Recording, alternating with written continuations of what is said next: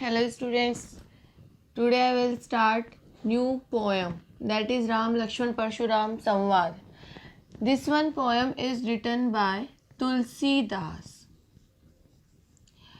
तुलसीदास जो ब्रज और अवधी दोनों भाषाओं के बहुत अच्छे जानकार थे, बहुत अच्छे लेख लिखा करते थे। और राम लक्ष्मण परशुराम संवाद रामायण के बाल कांड से लिया गया है, बाल कांड, और ये अवधी भाषा में लिखा हुआ है। अवधी भाषा, अवधी भाषा में लिखा बालकांड, जहाँ राम परशुराम के द्वारा रखी हुई धनुष का खंडन कर देते हैं इन सीता स्वयंवर। सीता स्वयंवर में जब स्वयंवर में जनक के द्वारा बुलाए जाने पर गुरु विश्वामित्र के साथ राम और लक्ष्मण भी चले जाते हैं और वहाँ जाकर जब देखते हैं सीता स्वयंवर हो रहा होता है और कोई भी शिव धनुष को नहीं तोड़ पाता है। शिव धनुष को कोई भी नहीं तोड़ पाता है।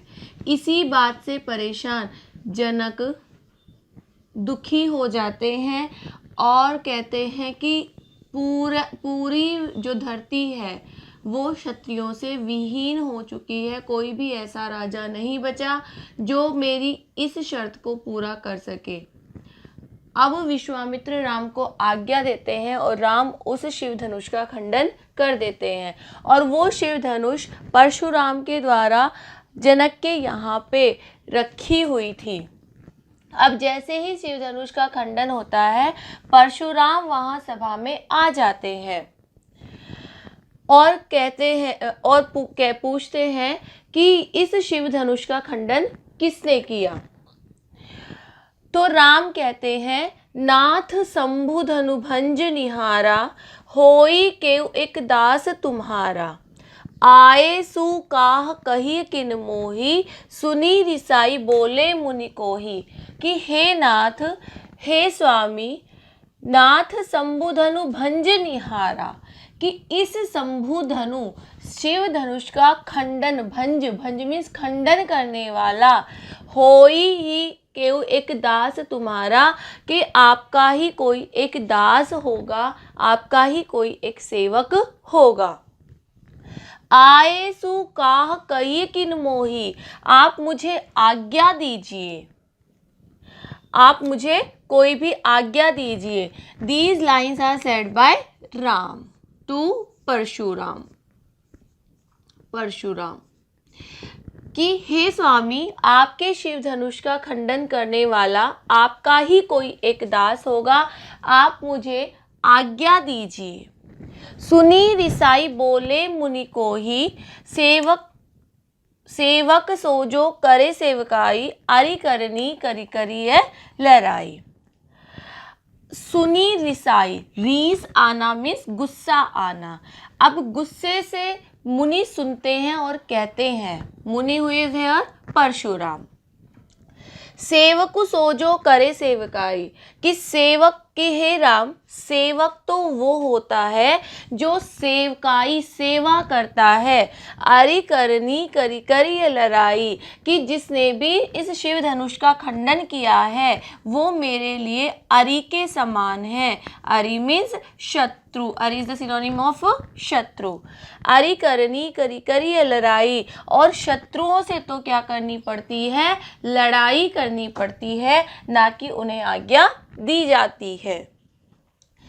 तो परशुराम कहते हैं कि हे राम, सुनहु राम जेहि शिव धनु तोरा, कि हे राम सुनो कि जिसने भी इस शिव धनुष का खंडन किया है, सहस बाहु समसो रिपु मोरा, वो मेरे लिए सहस्त्र बाहु दुश्मन के समान है।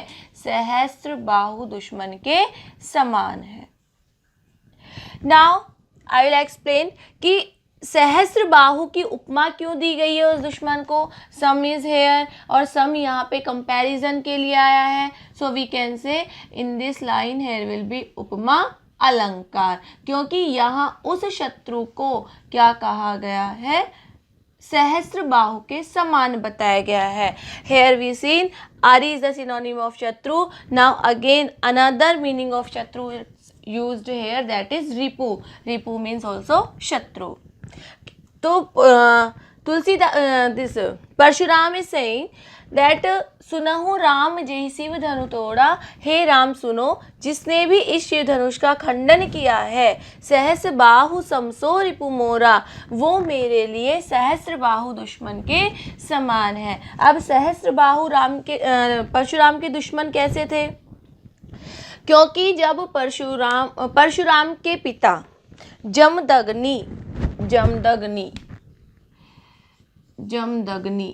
जमदग्नि के पास एक गाय हुआ करती थी.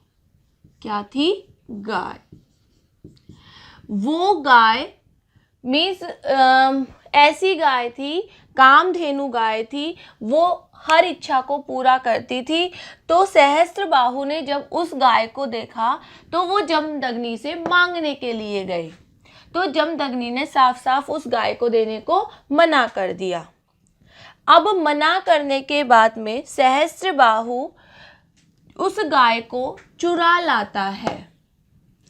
अब गाय को जब चुरा लाता है, जमदग्नि को जब पता चलता है कि गाय चोरी हो गई है और सहस्त्र बाहु ने उसे चुराया है, जमदग्नि वहाँ पर गाय लेने जाते हैं. सहस्त्र बाहु मना कर देता है, यहाँ युद्ध होता है और जमदग्नि मारे जाते हैं. ये बात जब परशुराम को पता चलती है तो परशुराम अपने फरसे के द्वारा जमदग्नि को मार देते हैं. इसीलिए सहस्त्र बाहु को परशुराम ने अपना दुश्मन माना है. तो जिसने उस शिव धनुष का खंडन किया है, उस दुश्मन को परशुराम ने सहस्त्र बाहु के समान ही माना है. तो परशुराम कहते हैं, सो बिलगाओ बिहाय समाजा, नैते मार जहीं सब राजा. कि सो बिलगाओ मीन्स अलग होना, अलग. कि जिसने भी इस शिव धनुष का खंडन किया है, सो बिलगाओ बिहाय समाजा, कि जो ये राजाओं का समाज है या जो ये दरबार लगा हुआ है उससे अलग हो जाओ. कि जिसने भी इस शिव धनुष का खंडन किया है वो इस राजाओं के समाज से स्वतः ही अलग हो जाए. नैते मार जहीं सब राजा, नहीं तो सारे के सारे राजा ही यहाँ पे मारे जाएंगे. सुनी मुनि बचन लखन मुस्काने, बोले परसु धरई अवमाने. अब लक्ष्मण सुनी मुनि बचन लखन मुस्काने, लक्ष्मण क्या करते हैं? मुनि के वचनों को सुनकर मुस्कुराते हैं. बोले परसु धरई अवमाने, और परशुराम की बेइज्जती करते हुए, उनका अपमान करते हुए कहते हैं, बहु धनुई तोरी लरिकाई, कबहु न असी रीस किन्हीं गोसाई. गोसाई इट्स यूज्ड फॉर परशुराम. कि हे परशुराम, बहु धनुई तोरी लरिकाई. लरिकाई मीन्स बचपन में. लरिकाई मीन्स बचपन में. कि हे परशुराम, हे मुनि, हमने बचपन में बहुत सी धनुषियाँ तोड़ी हैं. कबहु न असी रिस किन्हीं गोसाई. कि हे परशुराम, तब तो किसी ने भी इतने रीस नहीं की, इतना गुस्सा नहीं किया. तो यही इसी धनुष पर क्यों? नाउ नेक्स्ट इज, ये ही धनु पर ममता के हेतु, सुनी रिसाई कह भृगुकुल केतु. यही पर लक्ष्मण कहते हैं कि हे मुनि, फिर इसी धनुष पर इतनी ममता क्यों, इतना प्रेम क्यों कि आपने इस धनुष को तोड़ते इतना गुस्सा होना शुरू कर दिया.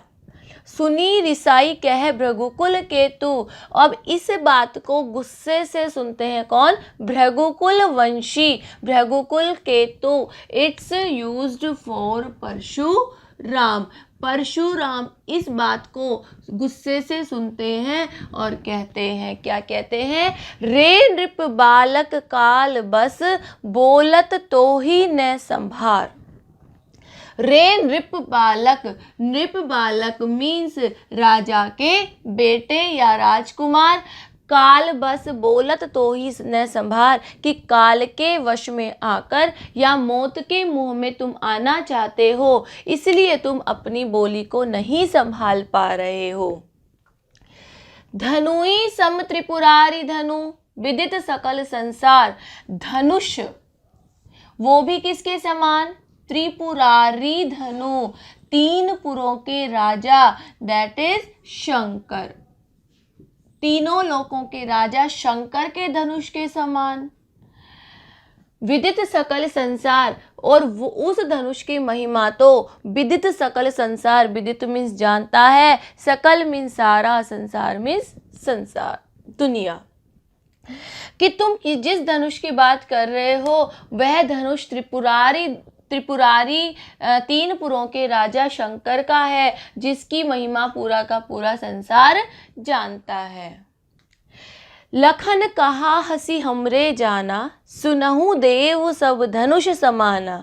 अब लक्ष्मण क्या कहते हैं कि हे प्रभु, हे स्वामी, हमने तो जाना था कि सुना था कि सारे के सारे धनुष ही क्या होते हैं?